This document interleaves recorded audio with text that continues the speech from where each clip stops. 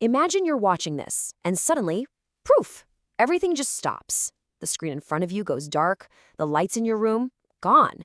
That low hum from your computer, your fridge, the city outside, it's all replaced by silence. You'd probably stumble over to a window, right? You'd look outside, and nothing. No streetlights, no lights on in your neighbors' houses.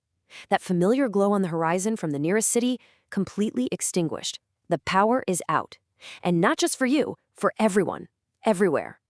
So what happens next? In just 1 hour, our entire world is going to be plunged into chaos, panic, and for a whole lot of people, something much, much worse. The clock is ticking, and society as we know it is about to completely unravel. And look, this isn't just some plot from a sci-fi movie. This is a very real warning from a former director of the CIA. His assessment? A total blackout could trigger a catastrophe on a scale that's just hard to even imagine. We're talking a potential death toll of 90% in the US. 90%. That number translates to almost 300 million people in the United States alone. It is an absolutely staggering figure, and the countdown to that terrifying possibility starts in the very first hour. Okay, so let's break down that first hour. We're going to start with the first few minutes as the entire world suddenly goes dark. It starts fast. Within the very first minute, it's just confusion and a wave of traffic accidents all over the world. By 5 minutes, our most critical systems, transport, communication, they start to fail. And then by 15 minutes, we're going to see how all that chaos is met with this moment of strange, almost terrifying beauty. So the initial impact is basically split in two. On the half of the planet in daylight, chaos is immediate. Traffic lights just die, causing accidents everywhere. But on the night side of the world, it's a completely different kind of shock.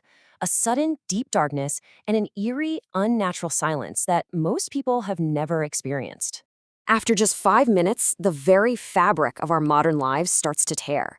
Subways just grind to a halt, trapping thousands of people in pitch-black tunnels. Communication is gone. No cell service, no internet. Elevators get stuck, and in some horrific cases, their safety systems fail. And in hospitals, it's an immediate crisis, as life support machines just switch off. But then, in the middle of all this growing panic, something incredible happens. On the dark side of the earth, people start to look up, and for the first time in their lives, they see the night sky the way our ancestors did, this brilliant, unbelievable, unobscured view of the Milky Way. It's a moment of pure, terrifying beauty. But that brief moment of awe, it's shattered pretty quickly as the initial shock wears off. Now, the true scale of this crisis becomes horrifyingly clear as the systems we all rely on for survival begin to collapse like dominoes. By the 20-minute mark, basic utilities like water and sanitation are failing. 10 minutes after that, a desperate scramble for resources begins. And just 40 minutes in, the social order we take for granted starts to fray as looting and riots break out. You see, this is that domino effect in action. Without electricity, the water pumps stop, so taps run dry. Sewer systems immediately back up. Gas stations are useless because the pumps don't work. And with no way to get information or contact anyone, people are left totally isolated and terrified. At this point, money becomes worthless. I mean, think about it. ATMs are dead. Credit card machines don't work. So people who rush to the store to buy supplies suddenly realize they have no way to pay. Desperation takes over and looting begins. At first for essentials, but it escalates to total chaos really, really quickly. As we move past that initial social breakdown, the threats become bigger, more fundamental, and a whole lot deadlier. This is the point where chaos turns into a full-blown catastrophe. On the half of the world that's in winter, a new primal fear sets in: the cold. With no electric heat, people get desperate. They start burning whatever they can find inside their own homes: books, furniture, anything, just to stay alive. So what happens when millions of people, most of whom have never built an indoor fire, start doing it in completely uncontrolled environments? The fires spread, a house catches, then a neighborhood. And there's no 911 to call, no fire department on the way. Cities just begin to burn. At the same time, a silent, invisible threat is growing. Nuclear power plants all across the globe need a constant supply of electricity to cool their reactors. Without it, they all start to overheat simultaneously. Now, a nuclear launch is pretty unlikely, no power, you see. But a global series of meltdowns is now almost guaranteed.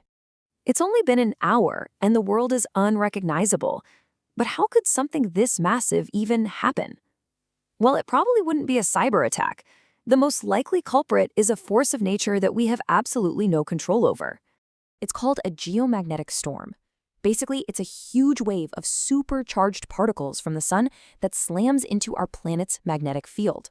A small one gives us the beautiful northern lights, but a big one could be an extinction-level event. Here's how it would work. A huge solar flare creates what's called a natural electromagnetic pulse, or an EMP. This pulse creates a massive power surge across the entire planet, and it instantly overloads and fries every power grid, every circuit, every single electronic device. It is, quite literally, the planet's ultimate off switch. So understanding this terrifying possibility is one thing. But the real question is, what would you do in that first critical hour? Your survival could literally depend on the choices you make right at the start. So, what can you actually do? Well, have the basics ready. Flashlights with fresh batteries, stored water, food. But honestly, the most important thing is having a plan. You need to know that places like elevators, subways, and gas stations are going to be immediate chaos zones to avoid. Your only goal in that first hour is to stay calm and make smart moves while everyone else is panicking. So imagine it, a total global blackout. The lights are off, the silence is deafening, and you've got 60 minutes before the world truly starts to fall apart. What's your first move?